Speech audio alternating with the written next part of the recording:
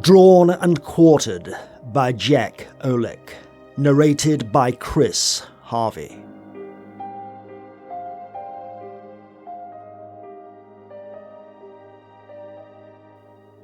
The artist's smiling, sunburned face swam vaguely before Critchett, so that he brushed a hand over his eyes, not recollecting for the moment where he was. Then, remembering, his own face went stiff. The artist's smile was as derisive as his own had been earlier.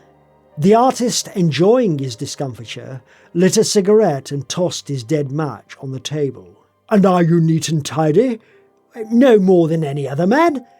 Ill at ease, Critchett picked up the dead match and dropped it into an ashtray, and was unaware that the unconscious gesture made the artist smile the wider. He was no longer thinking of the artist in any case. And yet what? Rogers at least was not smiling. Critchett shrugged. This was all nonsense. "Oh, it's nothing, it's just a recurrent dream." But why that one? The artist, tenacious, clung to his advantage. Why that particular nightmare? Blast the man. He was being deliberately obnoxious. Critchett's temper, controlled though it was, sounded in his voice. "Now, it's not my nightmare, is it, that you're really concerned about? It's yours, isn't it?" So venomously was it said that the artist recoiled, but it was Critchett's turn now to be tenacious. "What about your story, eh?" "My story?" The artist spoke under his breath, hesitantly, as though marshalling his thoughts, and those thoughts mirrored themselves in his eyes. His eyes were suddenly hard. "Mine begins on an island, a tropical island, the island of Haiti."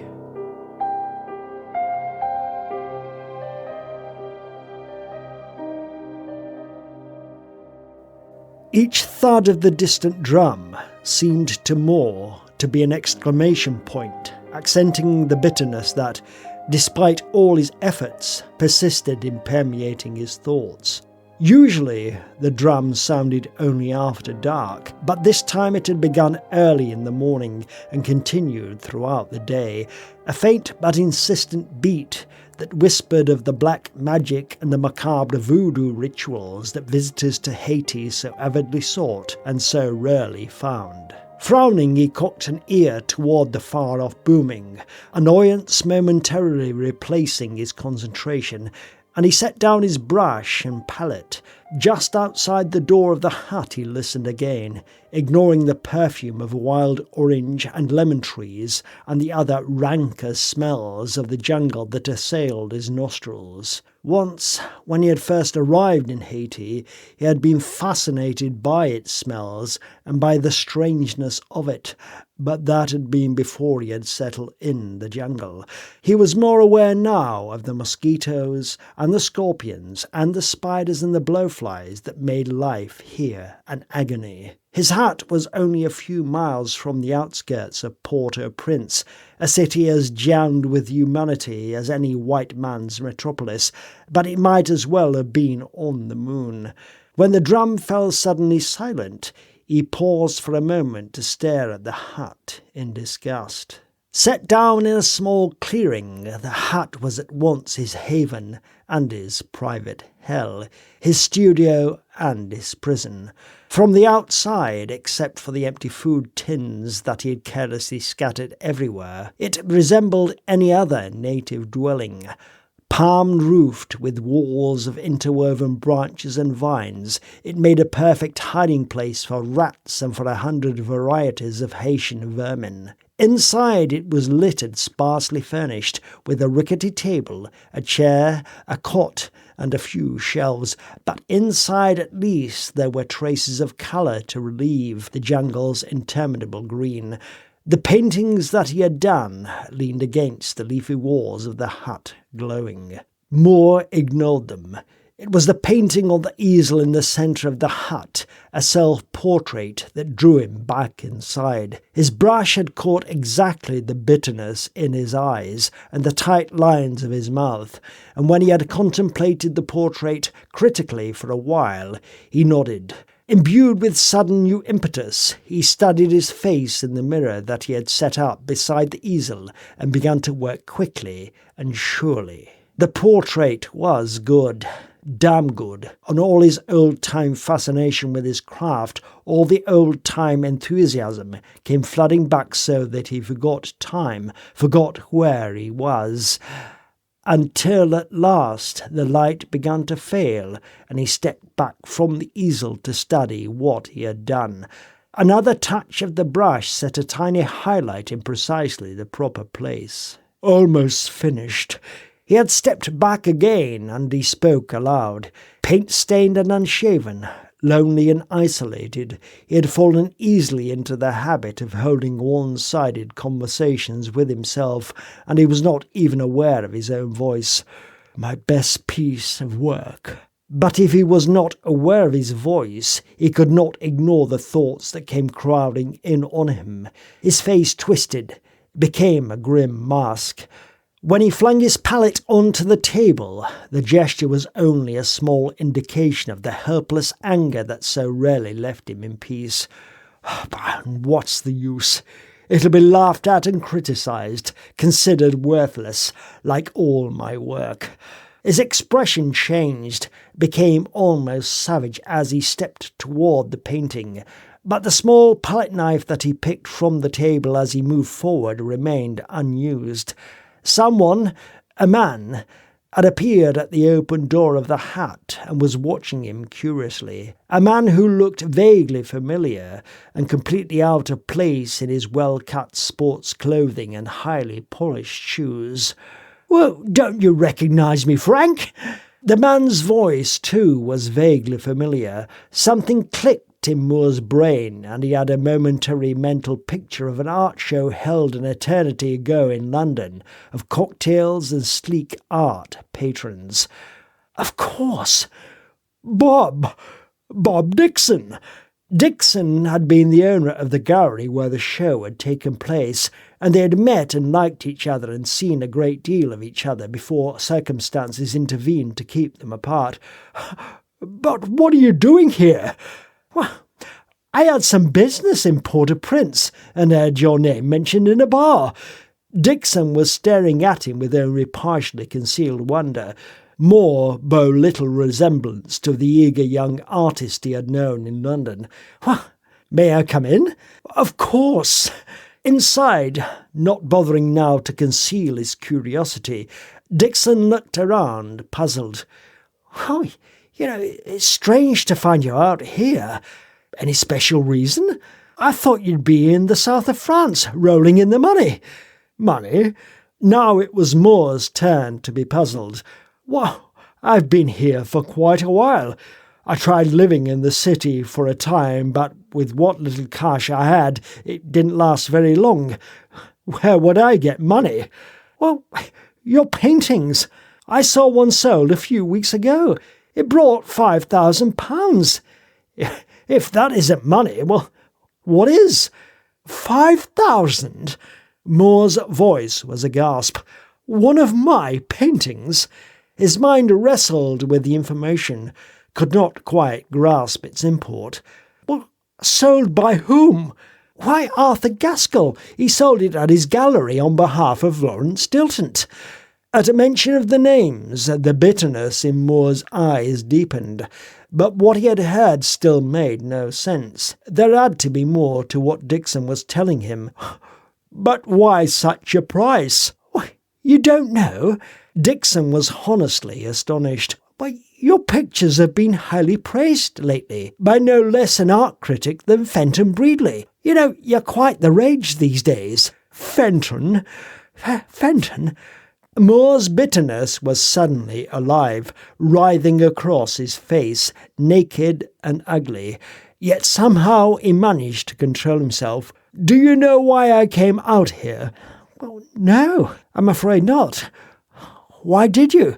Moore's bitterness broke free, spilled over. When he spoke, it was through his teeth. 3 reasons. You just mentioned them all. It was Fenton Breedley, the art critic, who said my work was worthless, who convinced the world that I was an amateur. It was Arthur Gaskell, the art dealer, who said he couldn't sell any of my pictures. And so kind-hearted Lawrence Dilton, the famous art collector, bought up every painting I had in my studio, cheaply, just to do me a favour. He gave me just enough money to come here, buy some paints and canvases, and start all over again. Ah, I see. Do you? The sudden intensity of Moore's words made Dixon look at him sharply. Suddenly, too, Moore was laughing, short, barking laughs that had nothing of humour in them. And all this time I've been hiding here in this hole, despising myself, trying to convince myself that I did have talent, eating my heart out because 3 experts told me that I was wasting my efforts, that my work had no value, living on canned beans, eaten alive by mosquitoes. Oh, come on, Frank. Dixon had retreated a step. Moore looked like a madman. You don't think... Why, you make it sound like a conspiracy. But Moore was not listening. Moore's eyes had slitted. His mouth had set hard. Somewhere in the jungle the drum had again taken up its insistent beat, and it seemed to be pounding in time with the angry beating of his own heart. Dixon touched his shoulder. "Frank?" "Eh?" Moore had started at the touch.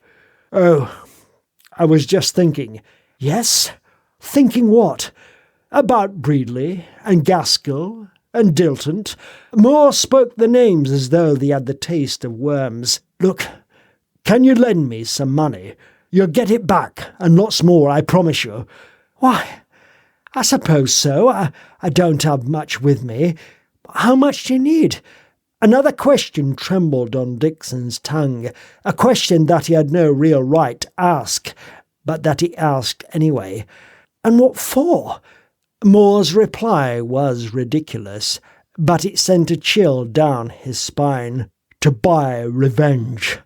With voodoo." "You're joking." Moore's shrug admitted nothing, denied nothing. "Perhaps, but I still need the money. Can you let me have it?" From a pocket, Dixon produced his wallet and handed over most of its contents. "Will this do? For a start?" "Thanks. Thanks very much." "You're welcome. Now, why don't you show me what you've done since I saw you last? I'd really like to see where..." "Some other time." Moore's voice was clipped, hurried. There was no mistaking his gratitude, but neither was there any mistaking his sudden desire to be alone. "You've done me a great favour, and I appreciate it. But forgive me, but there's something I have to do, something important. I'd offer you a drink before you go if I had one to offer, but I don't know." "I understand." Dixon did not understand, but Moore had left him little choice. "Look, I'd better get going." Moore was lost in thought again. "Well, goodbye." Hurrying, suddenly eager to be gone, Dixon left the hut. There was something about Moore that was disturbing, almost frightening.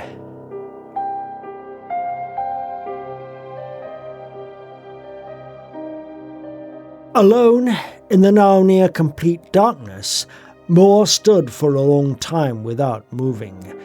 Unaware that he did so, he took up the palette knife from where he had dropped it on the table and fingered it until, presently, he was holding it clamped in his fist like a dagger. When he struck savagely downward, the knife penetrated deep into the wooden tabletop and remained there, quivering.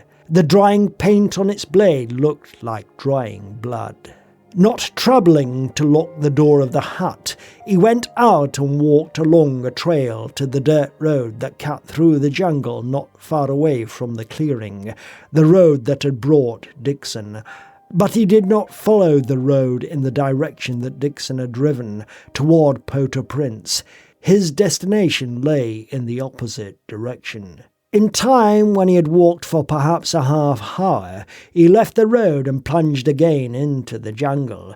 There was another trail here, and eventually it led him to a tiny native village, the booming of the drum growing louder in his ears as he neared the cluster of huts.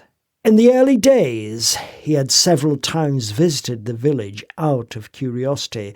This time his walk was more purposeful.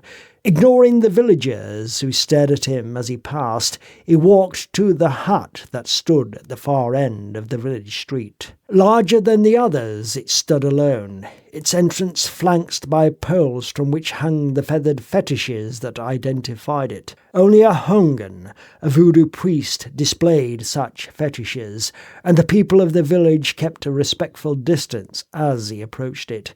Even the mongrels that yapped at his heels fell back at last, as though they too were aware that this was forbidden ground. Minutes later he was seated with the Hungan on the dirt floor of the hut, sweating. Despite Haiti's eternally warm climate, a fire blazed on a crude hearth in the centre of the hut. Suspended from a tripod hung a blackened cauldron filled with some thick, boiling liquid that added clouds of steam to the already oppressive thick atmosphere. The Hungan listened to him in silence and then, still silent, poked at the fire with a stick. Fat and middle-aged, his ebony skin gleamed. He looked more like a native housewife than a sorcerer. Only his eyes hinted that he might be more than he seemed. They were sharp, alight with intelligence. "So you wish to buy voodoo?" Moore nodded. Before coming to the village he had been tense, keyed up, driven by a cold rage that blotted out everything else. Now that he was here, the beginnings of doubt had already begun to erode away his resolve. Still, he nodded. "To get revenge on the people who wronged you?" Another nod, impatient this time. They had already been over his reason for coming, but the Hungan would not be hurried. "You say you are artist. You make good pictures." What had ever possessed him to think that what he sought could be found here? "I think so." The stick that had been poking at the fire came to a halt, drew aimless symbols in the dirt floor. "Put the hand you paint with into the pot." So casually was it said, so without emphasis, that for a moment Moore did not understand. "What?" The Hungan touched the cauldron with his stick. The tip of the stick, when it touched the almost red-hot metal, sent up a small puff of smoke. "Put the hand you paint with into pot." "In there?" Moore's eyes, suddenly wide, were fixed on the thick liquid in the cauldron, a miniature volcano with molten lava seething in its depths. His head shook from side to side. No, I couldn't." Without realizing it, he had gotten to his feet and was edging back from the fire. "You want voodoo, you must do it." The Hungan was not insistent, but his eyes were twin black blades stabbing into Moore's. "I can't. I'd never be able to paint again." Moore almost turned to leave the hut, but this was insane. Whatever was in the cauldron, it would boil the flesh from his hand. Thinking that, he forgot his purpose in coming here, forgot everything except the painting that was all that he had lived for so long. The Hungan's voice made him remember. "You want revenge."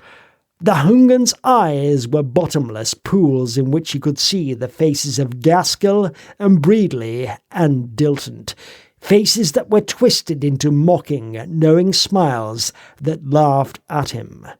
It was the faces that decided him, that resolved the struggle within him.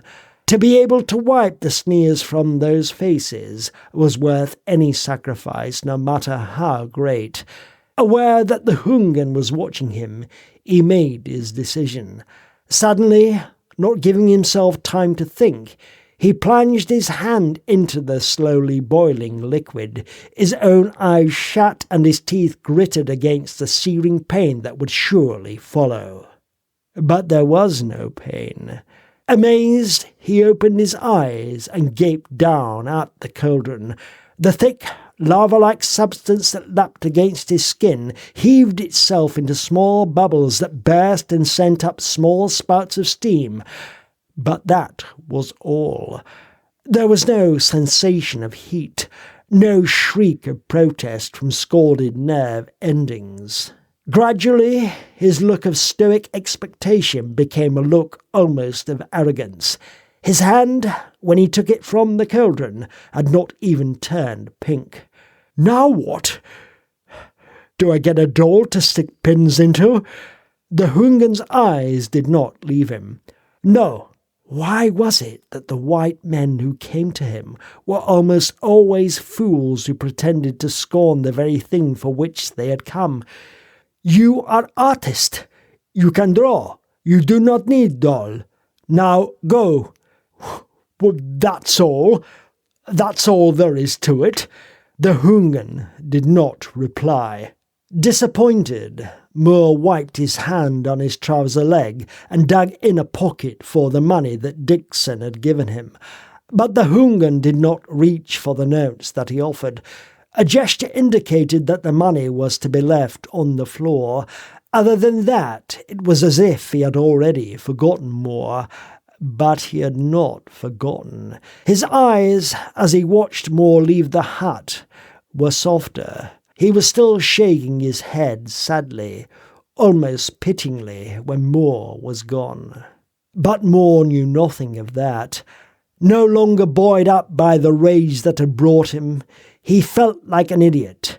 The hate still burned in him, but his experience with the Hungan had left him empty, purposeless.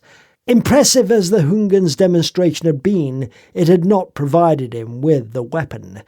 Weary and more bitter than ever, he sought his cot later and dreamed angry dreams that left him in the morning with a sour taste in his mouth and a sense of futility that ate at him like a cancer.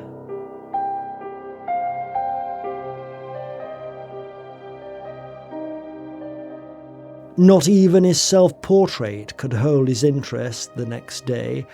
The portrait, almost completed, needed only a few more judicious brushstrokes, but when he had applied those strokes he did not feel the surge of satisfaction that he usually felt when he had finished a painting. Aimless, he set down his palette and brush and took up a pad and pencil. But the lines that he drew on the pad were as aimless as his mood. Seeking a subject, something with which to distract himself, he began to sketch, taking for a model a chipped vase in which he sometimes stored his brushes. For a few moments the vase held his attention, and he sketched rapidly. Then that too palled. His pencil tapping on the table, he stared at the vase and past it, not really seeing it. I must have been crazy to think I could get revenge with voodoo. That thought and no other filled his mind. Still aimless, he looked down at the sketch he had drawn and wagged his head. The sketch, expert though it was, looked to him like the work of a novice. Dissatisfied, he ripped the page from the pad and tore it in half, and then in half again. Every line of his body mirrored disgust as he turned to throw the pieces into the large empty tin that stood near by his cot and that served him as a waste basket. He was an idiot. Only an idiot would waste time and money on anything as asinine as voodoo. The sudden crash behind him made him spin on his heel like a dancer, startled and alert, and with the torn pieces of paper still in his hand. The vase was no longer on the table. Somehow it had fallen to the floor, but it had not shattered. It had broken, but into 4 neatly equally sized pieces that lay now at his feet. Even the Hungan had not inspired in him the horror-tinged awe that dropped his mouth open and brought beads of perspiration to his forehead. What he was seeing was coincidence. It had to be coincidence. Or did it? His hand shaking, he lifted the 4 pieces of paper until they were level with his eyes. Each bore on its face a portion of the sketch that he had made, and each portion of the sketch exactly matched one of the 4 shards of pottery that lay on the floor. The thought that clamoured in his head was impossible, but there was a way to make certain. If voodoo really existed, he had his weapon. He could have his revenge. The thought was heady wine, but he did not give way to it. Well, not yet. Deliberately he went to the bread bin that stood on a shelf and took from it a loaf of bread that he had placed in the bin only the previous morning, and that was already edged with mould. The slice that he cut from the bread he placed on the floor. The textured whiteness of it, he was still the artist, made an interesting contrast with the hard-packed earth on which it lay.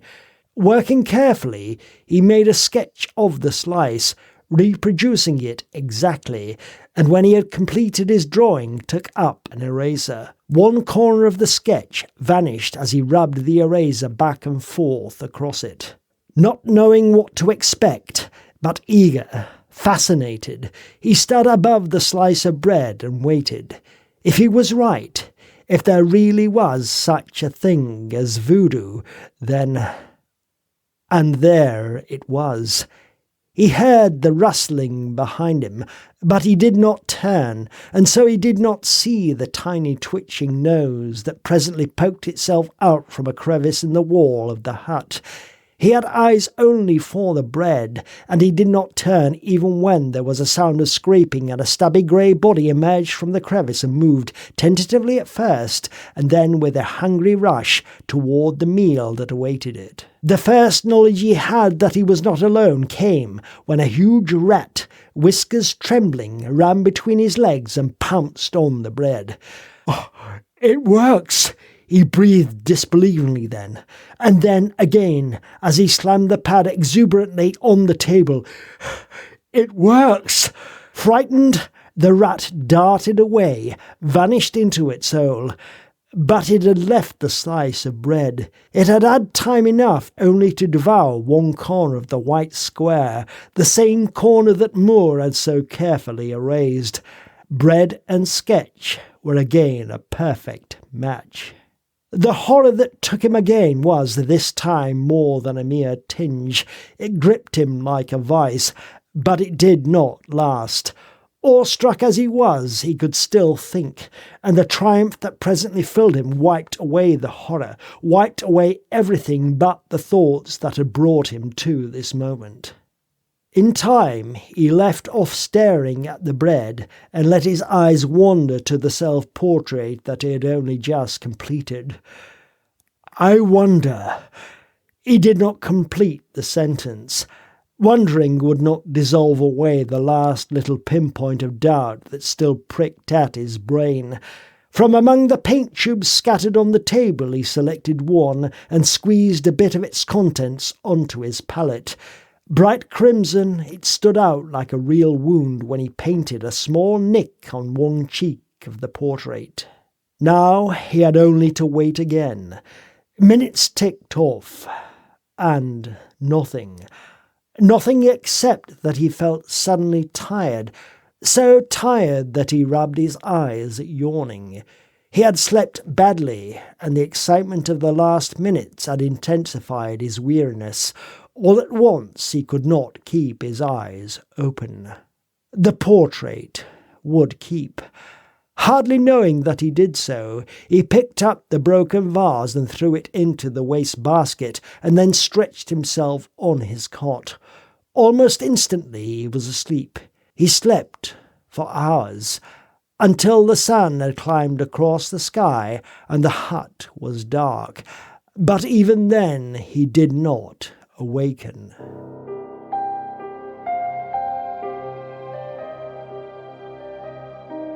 The booming of the drum was what roused him, finally, but not all at once. At first, just after sunset, The drum sounded only softly, so that it seemed to invade his subconscious, to become a part of him, a part of the rhythm of his being. His head began to move from side to side, keeping in time with the drum beats, slowly, then faster and faster as the pace of the drumming increased, until his entire body was jerking, heaving. Lips parted, eyes wide open though he still slept, he lurched wildly, fell from the cot, and came back to full consciousness, to find that he had upset the wastebasket and that he was lying face down amid the broken fragments of the vase. It was the sharp-edged fragments of the vase, even before he felt the sharp pain in his cheek, that told him what had happened. Yet for a moment he was afraid, hesitant. It needed all his will to make him lift a hand to his face, to touch a finger to the pain in his cheek. The finger came away wet with blood. Shaking anew, he fumbled with his lantern, lit it, and then went to the mirror beside his easel. Standing stiffly, he looked from the mirror to his self-portrait, and then back again. The faces in the mirror and the portrait were identical, even to the small nick on one cheek. His fear left him, and he began to smile, and the smile, in the harsh light of the lantern, made him look like a death's head. For the rest of that night he remained awake, gloating and making plans. He had no doubts now. He had his weapon. The fates had relented at last, and now it was his turn. Only one more thing was needed to arm him completely. Money. He would need quite a large sum. But the fates had done more than merely relent. It was as if, in the space of a single day, his fortunes had made a complete about-face. In the morning, Dixon stood again in the hut and smiled at him, and dropped a thick sheaf of banknotes on the table. "I'm leaving Haiti this afternoon, so I thought—" Moore did not really care what he thought. Moore gathered up the banknotes and nodded. "This will get me back to London. Then you'll get it back. With interest. Thanks." The rest of their conversation, at least to Moore, was meaningless.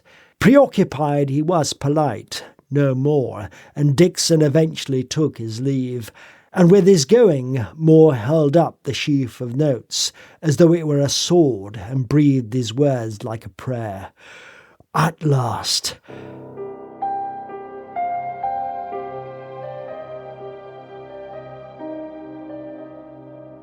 Three days later, wearing a new suit that fitted him only poorly, and carrying the self-portrait in a leather portfolio, he was in London. Trafalgar Square, as he crossed it, was an explosion of traffic and noise and people as familiar to him as his own hand, but he paid no attention to it. It was not out of homesickness, not out of any burning desire to see again familiar sights and hear again familiar sounds, that he had come home. The desire that burned in him was deeper than that. It was a crusade, an obsession. If he saw the crowds at all, it was only to move carefully aside as passer-by brushed against him, wary lest some damage come to the painting under his arm. At a building that fairly reeked of success and money, he paused to take a deep breath, and then went in. Minutes later, he was in a plush office, seated in a deep chair with his portfolio resting on the floor beside him, and face to face with the three men who had drawn him back across the ocean. Three men whose smug self-assurance enveloped them like an aura, who listened smiling as he talked. He talked for a long time, but the meat of all that he had to say, the gist of it, was summed up by his final sentence. You cheated me." Dilton, the collector, a millionaire many times over, and with a millionaire's easy belief in the rightness of his own actions, spoke for his companions as well as for himself. "You cheated yourself. If you had any faith in your work, you wouldn't have listened to what Fenton said about your paintings, or what Arthur said about their saleability, and you wouldn't have sold them to me for the price you did." His clipped, impatient tone dismissed any suggestion of wrongdoing, of guilt, so that Moore felt an impulse to leap at him, to smash his smug face. But softly, softly, "You know, you were all in it together." Gaskell's grin was infuriating. Ever the merchant, he spoke in the unctuous tones that had become a habit with him, and that had made his gallery one of the most successful in England, but with an inflection that was meant to sting, to hurt. "That's the way of the world. You buy cheap, you sell dear." Moore ignored the grin and let his eyes rest on Breedley, whose syndicated column and frequent television appearances could lift an artist to the heights or smash his career like a house of cards. "And pay a critic to tell lies so you can do it. No. You cheated me, all three of you, and I'm going to get revenge." "How?" Dilton, bored, made a steeple of his fingers. "With voodoo." That, whatever else they might have expected, took them by surprise. But the surprise did not last. It changed almost at once. Amused, they looked at each other and then back at Moore. Again he felt the impulse to leap up, to batter his fists against those smiling, well-barbered, self-assured faces. They were laughing at him, just as they must have been laughing behind his back even as they robbed him, just as they must have been laughing when they destroyed his dreams, when they pocketed the profits that were rightfully his. His hate rose in his throat like vomit. Damn them all. Well, let them laugh. It would not be for long. Shaking, he took up his portfolio and left the office, slamming the door hard behind him. But this blind, insane rage would not do. What he had planned would require steady hands. On the street, he stopped to compose himself. There, yeah. Better. Calm again, he hailed a cab that took him away from the bustle of the square and pulled up finally on the street that had been home to him before his departure for Haiti. The street was not as he remembered it.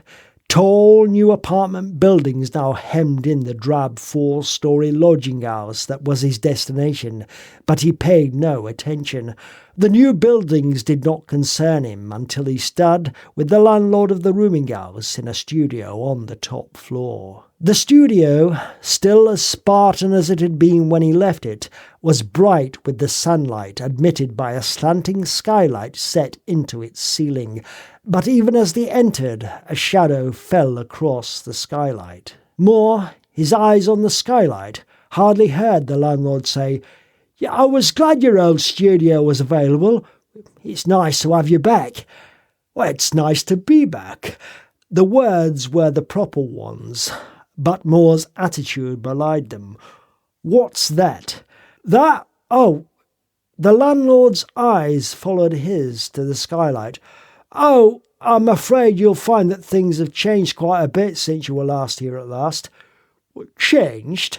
The landlord stepped directly under the skylight and looked up. "Well, you see for yourself." When he had himself stepped under the skylight, Moore could see what the landlord saw. One of the new buildings to which he had paid so little attention reared its height directly beside the lodging house. High above, a sign painter on a swaying scaffold concentrated on the sign that he was painting on its rear wall. It was the shadow of the scaffold that he had seen on the skylight. "Is something wrong?" The landlord had noticed his frown. No, nothing." For a moment, the sign painter had posed a possible problem, and Moore's face had reflected the thought. But another quick look reassured him. He could see the sign painter quite clearly, but there was no way in which the man could see any part of the studio except for the small space directly below the skylight. So long as he kept the work that he intended to do well away from that space, it would be invisible from above. "I sent some things. Have they arrived?" Yeah, they're all here, Governor." The landlord waved to indicate 3 easels, a small stack of blank canvases, and several cartons. "And I bought the safe exactly as you said in your letter." "Fine."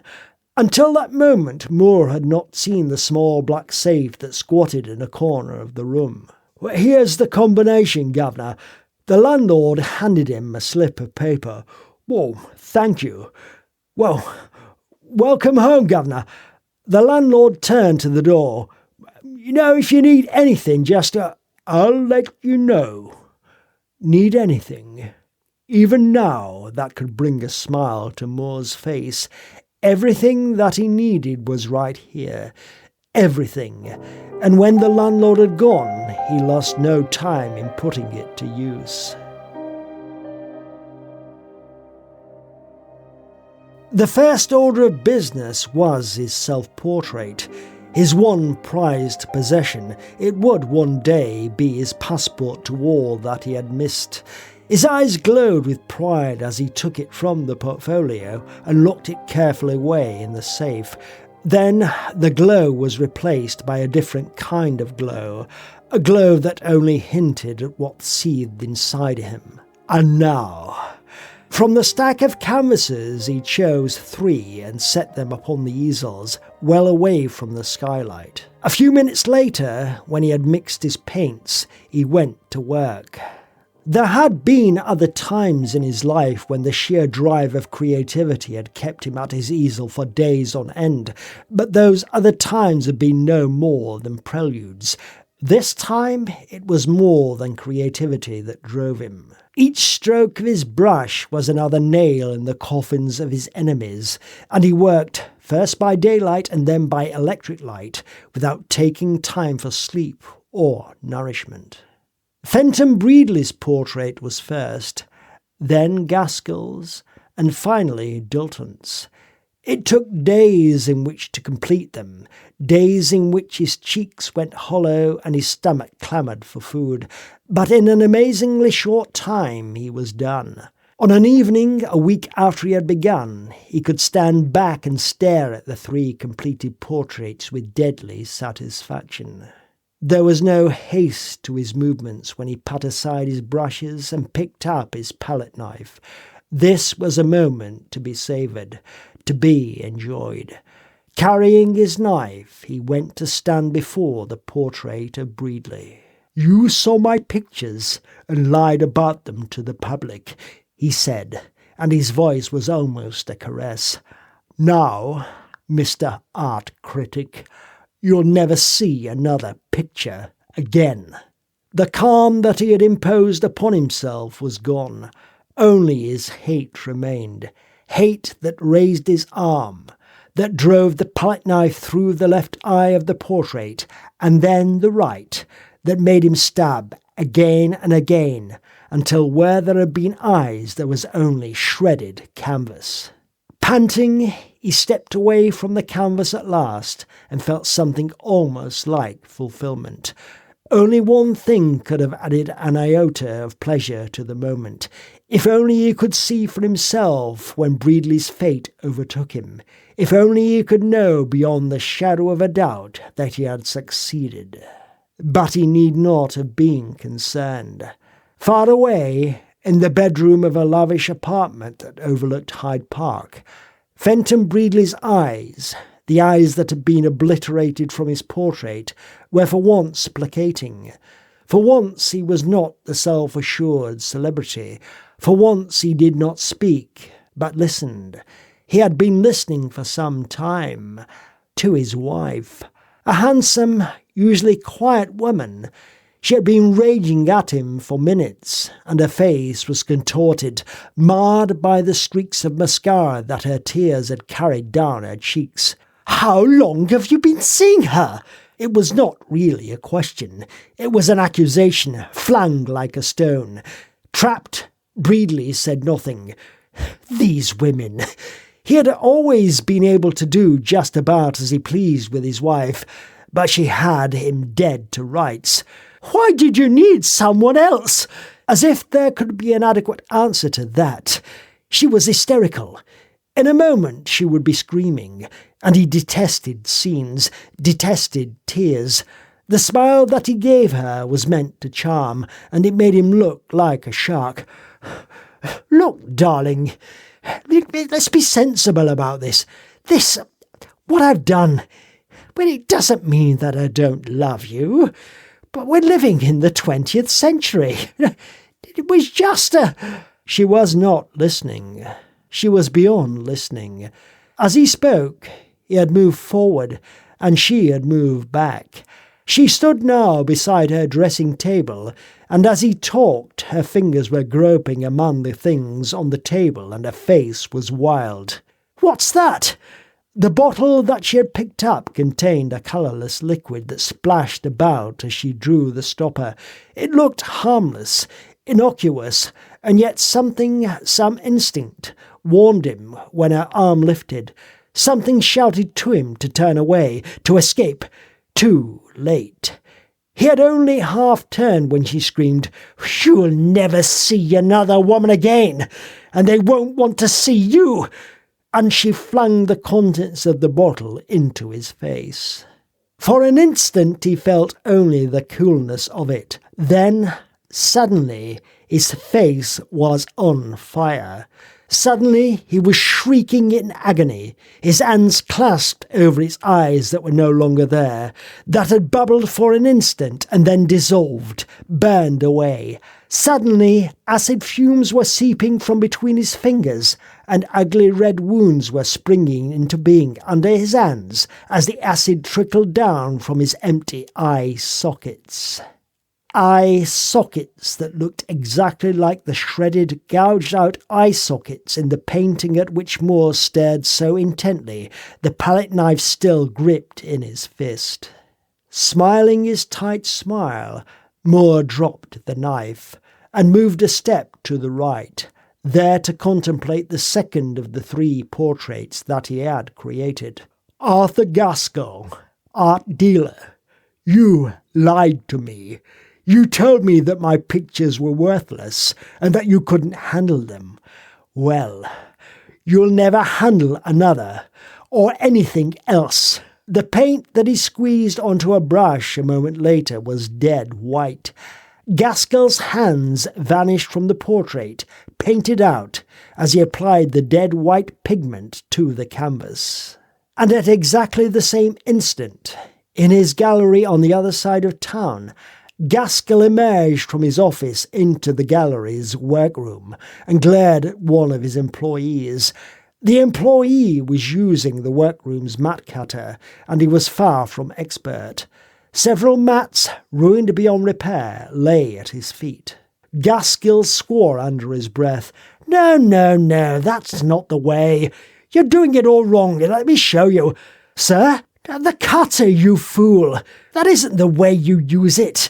Here, I'll show you, let me show you." Annoyed, he shoved the man aside, set a new mat on the board, and then, holding the mat in place with both hands, turned to explain the procedure. He did not see the heavy blade of the cutter slip from its latch and then slam suddenly downward. Alerted by the startled widening of the employee's eyes, he had only time enough to turn back, to open his mouth, before the blade knifed through his wrists and left him gaping at the bloody stamps where his hands had been. The pain that followed an instant later opened his mouth wider, gave birth to a blood-curdling scream. On the floor, his hands writhed once, twice, and then were still. But he did not stop screaming.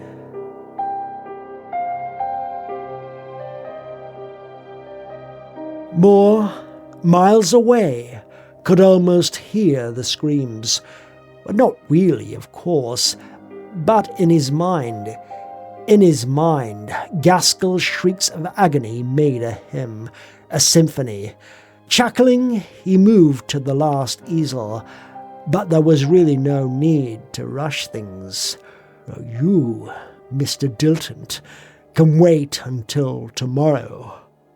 He was still smiling his satisfied smile the next day when he went to see Dilton, his portfolio again under his arm, a pleased but not quite sated smile that remained on his face when a secretary spoke over her intercom to Dilton. Mr. Moore to see you. He didn't have an appointment. And Dilton's voice came back, tense and frightened. Show him in, then you may go to lunch. Dilton. Frightened. Dilton, whose money could buy anything on earth. Moore's smile widened and became wider still when he stepped into Dilton's office. The collector was no longer smug, no longer wrapped in his impenetrable cloak of self-assurance. He was pale, and his expression was worried, wary. It did not need the newspaper lying on his desk to make Moore aware of why, but he gestured at the paper anyway. I see that you've already read what happened to them. Not very pretty, was it? But if he had expected Dilton to cringe, to beg, he was to be disappointed. The millionaire, frightened or not, was still what he was. He waited, said nothing. It was just as well. For the moment, the fear behind his eyes was enough to keep Moore satisfied. He would break soon enough. Moore spoke slowly, distinctly. You laughed when I told you that I was going to get my revenge through voodoo. All three of you laughed. But look what happened to the other two. Don't you feel like laughing now? Still no answer. No, not even a smile. Very well, then. Gaskell and Breedley are ancient history now, in any case. So I guess it's your turn now, isn't it? There was no shaking Dilton. With a shrug, Moore reached into his portfolio. Almost in the same breath, Dilton reached into an open drawer in his desk. There was a gun in his hand when Moore looked at him again. Well, nervous, are you? Moore was grinning. Take it easy. I just want to show you something. Oh, this was delicious. Delicious. See? He had taken a painting, Dilton's portrait, from the portfolio. Remarkable likeness, wouldn't you say? Holding the portrait so that Dilton could see it, he put his free hand into his inside coat pocket and saw the collector's finger tighten on the trigger. Don't move. Why not? Moore's hand had reappeared. In it he held a slim plastic rod. It's only a pen, a red felt pen. His grin did not waver. This will interest you. Just watch me. Puzzled but still wary, Dilton stared as he drew in a red spot between the eyes of the portrait. The spot was neatly done, exactly placed in the centre of the portrait's forehead. And it was to that exact spot on his own forehead that Dilton placed the muzzle of his gun. Moore could see the struggle in him, the horrified amazement in his eyes, as his arm rose irresistibly of its own accord as the cold metal touched his skin. No, no! So much Dilton managed. Then he pulled the trigger. Clutching the portrait, Moore walked to the slumped corpse and looked down at it and began to laugh. He laughed hysterically, maniacally. Then, suddenly, he was gasping, choking. The painting fell from his hands. Livid, he clutched at his throat. He was taking in air in great gulps, but it was as if the breaths he took contained no oxygen, as if he were in a vacuum. The safe! My portrait! There's no air in there! That had to be it. Stumbling, he ran from the office. He had to get back to his studio. His life depended on it. Had he failed to find an empty cab as soon as he emerged from the building, had he been delayed even for a few moments, he would never have made it. But his luck held. The rash hour was still hours away, and the broad avenue outside the building swarmed with taxis. The driver of the one he hailed stared at him as he gasped and choked when he gave his address, but asked no questions. Not even when, from time to time, he turned to look back at Moore, and Moore's face began to turn blue, and his rasping efforts to draw air into his bursting lungs grew louder and louder. Only sheer willpower drove Moore at the end. His legs were rubber when they had reached the lodging house at last, and he was climbing the stairs. Streaks of lightning seemed to be flashing before his eyes, blinding him, so that when he finally knelt before the safe he could barely make out the numbers penciled on the scrap of paper that the landlord had given him. It took an inordinately long time to master the combination and swing open the heavy metal door. Then, blessed relief! Life-giving oxygen flooded his lungs, drove the lightning from his eyes, wiped the squeezing, constricting pain from his chest. He could stand again, move again. Most importantly of all, he could think again. Holding the self-portrait carefully, he set it just as carefully on the easel that until today had supported the portrait of Dilton. The easel stood now just under the skylight, and a glance confirmed it. The sign painter still worked high above, but there would be no harm done, even if the sign painter did see the painting. Moore's smile of sudden recollection lit up his face. No, there would be no harm done if the sign painter saw the painting. There was nothing about this portrait to connect him with the tragedies that had overtaken Breedley and Fenton and Dilton. Dilton! He had forgotten! The portrait of Dilton that he had done still lay in Dilton's office. A portrait with a small red hole painted in its forehead that exactly matched the wound in Dilton's forehead. A portrait that would excite questions, investigations. The picture. I've got to get it before they find him. There was a chance, just a bare chance, that he could get back to Dilton's office before Dilton's secretary returned. A slim chance, but it was all he had. He was already running when he turned to the door. The stairs he took 3 at a time, hurtling down them like a projectile. He did not look back, did not look up again at the skylight. So he did not see when the sign painter stepped back to admire his work as he himself had done so often. He did not see the sign painter's foot touch the metal-capped can of turpentine that perched just on the edge of his scaffold. The can crashed through the skylight, struck the easel below, and fell with the self-portrait, bouncing as it struck so that its metal cap loosened slightly and sent a small spray of liquid into the air before it came to rest. If he had seen, Moore might have turned back even then. Instead, he ran on into the street and then out into the roadway, his eyes seeking. But a quiet residential street does not attract cab drivers. Except for a few passers-by and a few private cars, the street was empty. Desperate, he looked at his watch. There was still time. Even if he took the underground. Bent over and running with all his strength, he raced to the underground station at the corner and hurtled down the stairs. Below, the station platform was unusually crowded for this hour, but in his haste he barely noticed. Pushing and elbowing, he shoved his way to the edge of the platform and there leaned far over the tracks, straining to see along the tunnel. No train was in sight. To be so close to absolute victory, and yet so close to utter defeat, was agonizing, but there was nothing he could do. Nerves screaming, he waited. And at last, there was a distant rumble.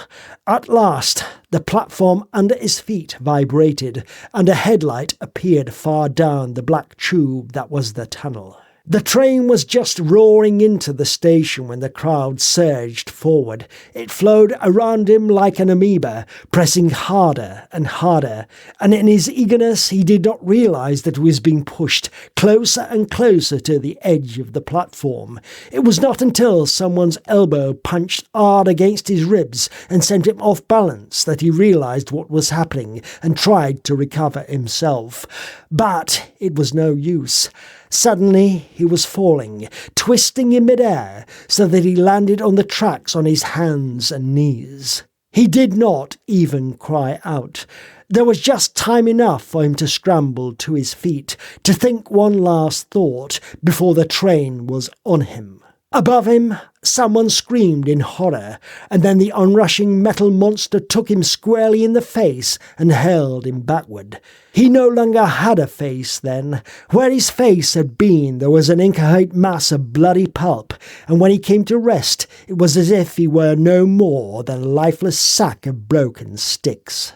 It was fitting, though, that his last thought, just before the train struck him, had been what it was. Even in that moment, even as death rushed at him, he had been thinking of his revenge, thinking and wondering what had gone wrong.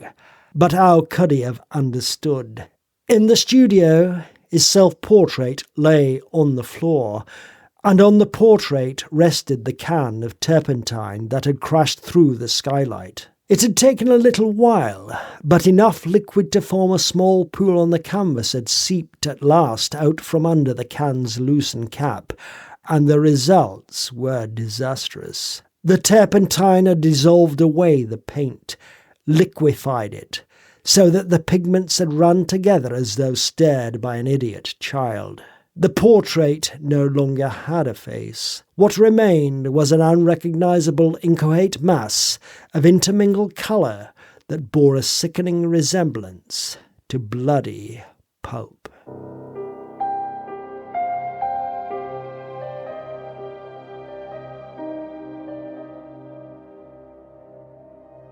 The club was suddenly cold as the echoing corridors above had been.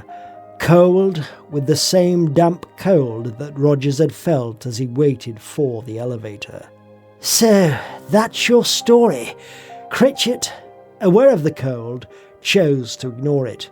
"Well, we all have our little cross to bear, don't we?" His attempt to lighten the moment fell on deaf ears. The others were not amused. Trembling a little with the sudden chill, they were watching more. Critchett tried again. "Well, don't we?" The artist did not seem to have heard him. "It seems so real, almost as if it happened." "Happened? Or could happen?" Critchett's snort was interrupted by Rogers. "Mine too." Maitland nodded. "And mine." "And mine." Sebastian too had joined the chorus. All of them were deadly serious, and despite himself, Critchett was shivering. It was the cold, of course. He said, "And my story, strange as it may be, is with... it is with me all the time." For a moment he was quiet, but the thought that had begun to clamour in his head would not be still. "Do you think that our fears could be a sort of warning of some sort? Perhaps a warning of what may happen?" "Nonsense!" Rogers was again too vehement, too insistent, but no one disputed him. There was no time. Behind them there was a sound, a ping, and they turned. The pink up light above the elevator doors blinked on. It was in that moment, too, as they got to their feet, that the chairs and the table and the sporting prints and the carpet vanished. It was in that moment that the blocks that comprised the walls seemed to fuse together and became, indeed, solid slabs of concrete that glittered with tiny beads of condensation. "What the..." Maitland tried to speak and could not. "This place, It looks like a vault." Sebastian, though he managed the words, choked on them. "Where are we?" As if in reply, the doors of the elevator slid open, but not to reveal a well-lighted interior glistening with chrome. Beyond the doors there was blackness. Slowly, unwillingly, as though propelled by some will far stronger than their own, the 5 men moved toward that empty blackness and, at the doorway, stood in a tight, agonized little group and stared terrified into that emptiness, into it and beyond it, as if at something in the distance. Perhaps a minute ticked off. Then, gradually, the terror left their faces. Gradually, the fear that had etched lines in their foreheads dissipated, and their eyes took on a light of recognition. "Well, it's time to go back to our homes." Moore was the first to step into the blackness. The others, except for Critchett, followed without hesitation.